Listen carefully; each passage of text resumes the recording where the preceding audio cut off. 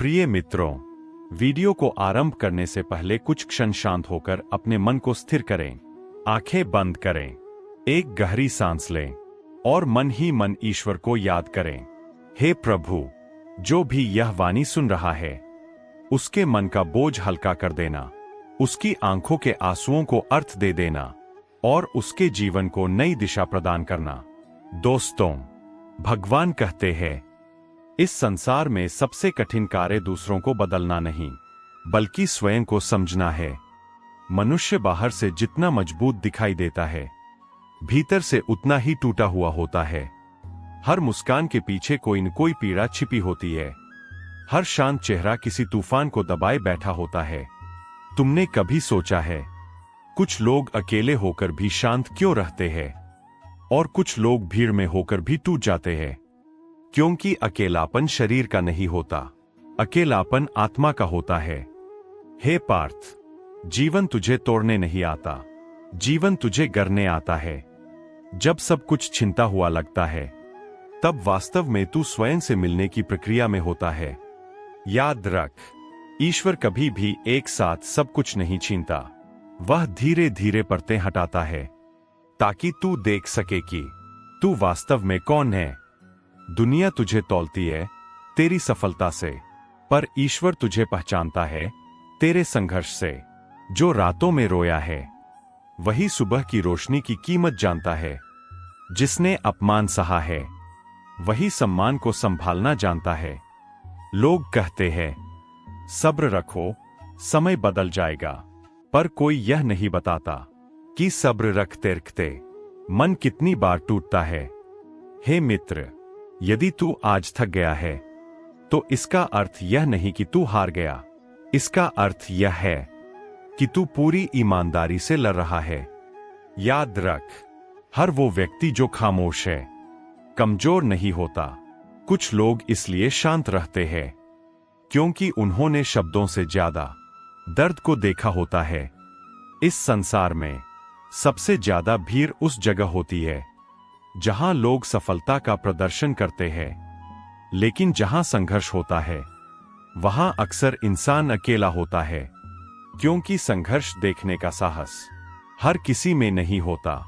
हे पार्थ, कभी भी अपने दुख को हल्का मत समझना, क्योंकि वही दुख तेरी आत्मा की गहराई बढ़ा रहा है। जिस पेड़ की जड़ें जितनी गहरी होती है, वह आंधियों में उतना ही अडिग रहता है। जीवन में लोग आएंगे, कुछ सिखाने के लिए, कुछ तोड़ने के लिए और कुछ छोड़ जाने के लिए। हर जाने वाला दुश्मन नहीं होता और हर रहने वाला अपना नहीं होता। इसलिए हर रिश्ते को अपनी आत्मा से मत जोड़। कुछ रिश्ते केवल अनुभव होते हैं। अगर कोई तुम्हारी अच्छाई का फायदा उठाता है, तो इसका अर्थ यह नहीं कि अच्छा होना गलत है। इसका अर्थ यह है कि सामने वाला अच्छा नहीं था। अच्छाई छोड़ना समाधान नहीं, सीमाएं बनाना समाधान है। हे मित्र, जब तुम हर किसी को खुश करने लगते हो, तब सबसे पहले खुद को दुखी करते हो।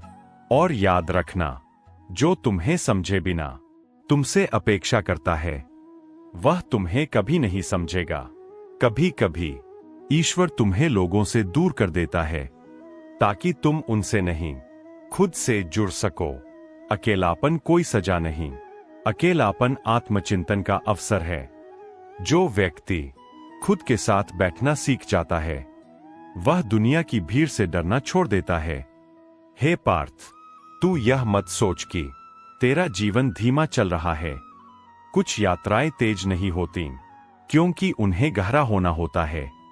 तू जिस मोड़ पर खड़ा है, वह अंत नहीं है, वह बिंदु है जहां से तेरा नया जन्म शुरू होता है।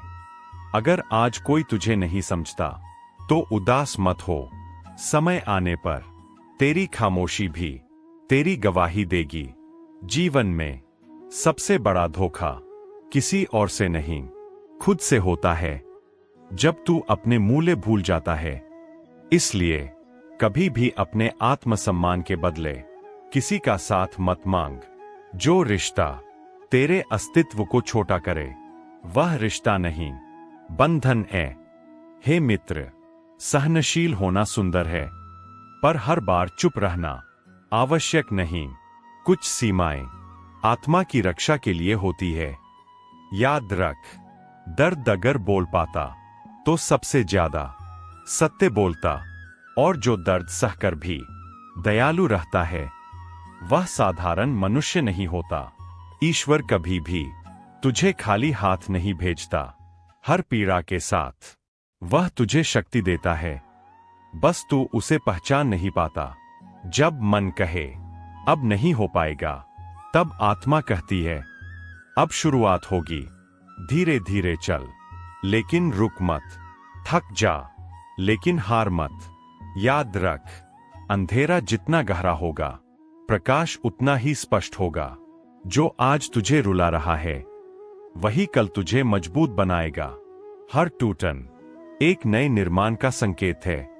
ईश्वर ने तुझे इसलिए नहीं चुना कि तू टूट जाए, बल्कि इसलिए कि तू उदाहरण बने।